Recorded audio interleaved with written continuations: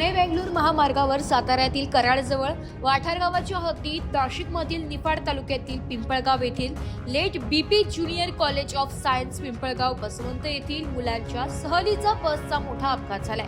या अपघातात बस 20 फूट खाली कोसळली आहे। बसमध्ये 40 ते 45 विद्यार्थी आणि शिक्षक यांचा समावेश होता। सकाळी 6:45 वाजेच्या दरम्यान कराड तालुका पोलीस ठाण्या हद्दीतील वाठार तालुका कराड ब्रिजवरून पुलाचे काम आहे ते बस सरळ 20 फूट खाली पडली। तहसीलदार कराड यांनी दिलेल्या माहितीनुसार ऋषिकेश पाचोरकर, प्रज्वल माहेर, सार्थक चव्हाण, पियुष काळे हे विद्यार्थी जखमी झाल्याची माहिती। जखमींना कराड येथील कृष्णा हॉस्पिटलमध्ये ऍडमिट करण्यात आले।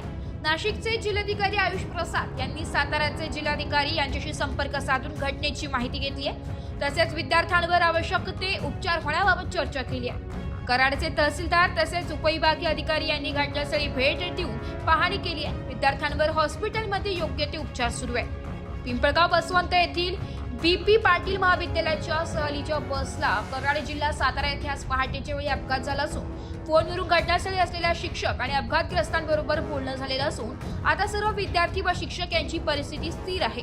संबंधित काही जखमींवर कराड येथील कृष्णा चॅरिटेबल ट्रस्टच्या हॉस्पिटलमध्ये उपचार चालू आहे। पालकांनी काळजी करू नये असे आवाहन आमदार दिलीप बनकर यांनी केले। एस मराठी न्यूजसाठी तालुका प्रतिनिधी सौरभ पाटोळे, वणी।